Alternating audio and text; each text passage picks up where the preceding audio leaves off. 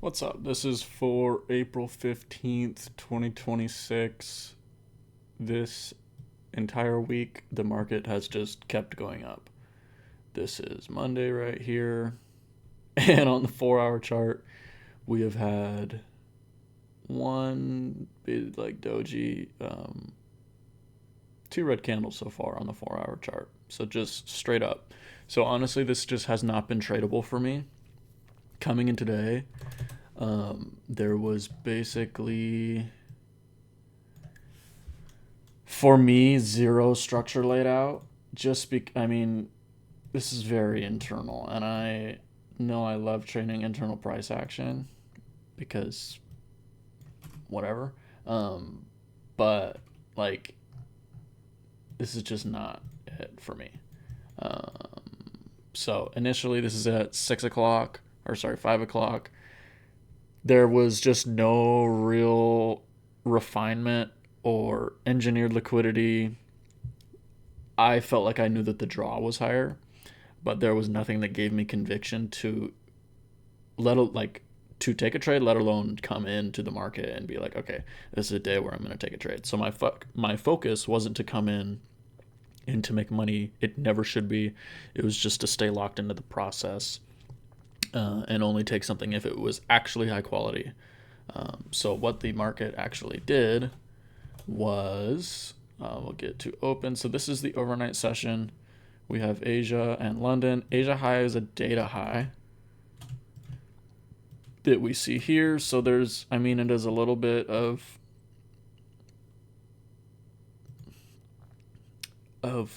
accumulation. And then we have a data high right here. So we have these two stacked data highs. Yesterday has not left any structure. There's this hourly for value gap right here that we're still respecting. On the 15-minute, nothing. We're just respecting this bearish for value gap, SIBI. We're respecting this bullish for value gap.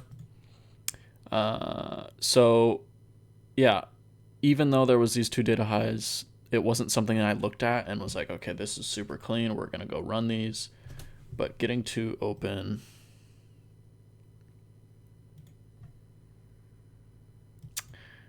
this is about how we were looking. So, again, like, you can look internally at price. You can see this SMT right here, this inverse of the 5-minute for value gap, close through this change in the state or series of down close candles. But at open, which is right here, we move lower, we respect this for value gap, and we just keep pressing higher into liquidity. This data high got taken at London.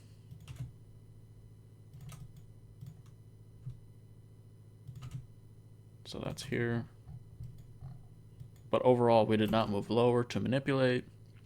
We didn't take any form of sell side. We engineered all this sell side. So I will play out what the day did. We start moving higher. Now we move lower. So we take internal sell side here, but now there's no structure laid out. We have higher time frame buy side that is still left untaken, that we'll see right here.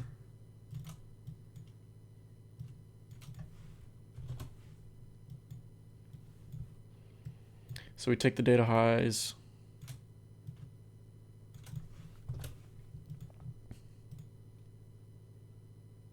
We start moving higher.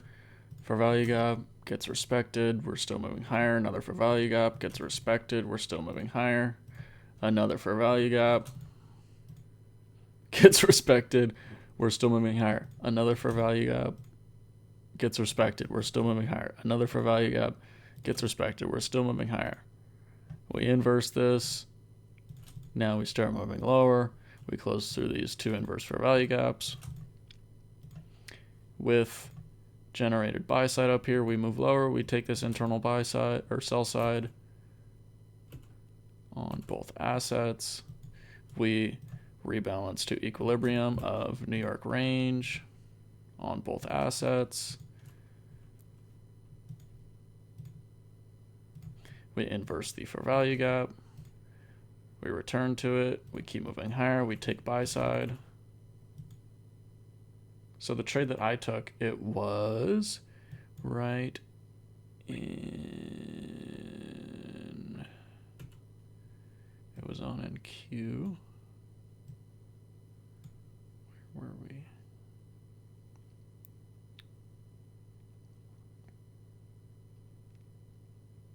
I'll just play it. So we had manipulation of internal sell side. There was a 1 minute SMT. It was inside the 5 minute for value gap that was being respected, and we had resting buy side above. So the idea made sense, but I moved my stop to break even as soon as we took the internal high. Yeah, it was right here.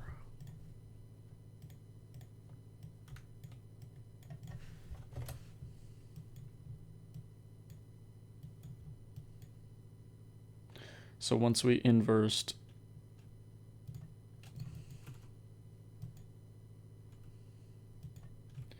this for value gap right here and closed above, we had this internal SMT at the 5 minute. My model playing out, there was like an internal SMT at the highs, but there was no model really presenting to it. So I was just like, okay, this is generated buy side. The reason why I moved my stop to break even.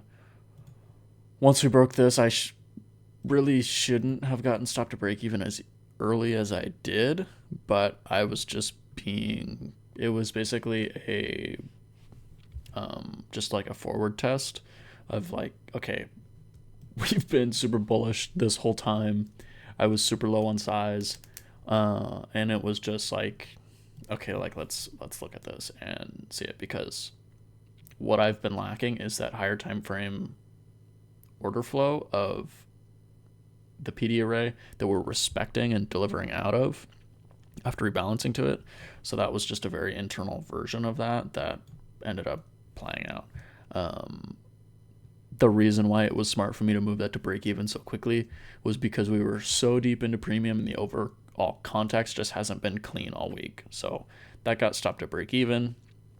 And really that's just been the theme this entire week. Prices just moving straight up without laying out any clean structure, without giving clear draws from overnight, other than these data highs. But overall, since it had already been taken, it was just lower quality.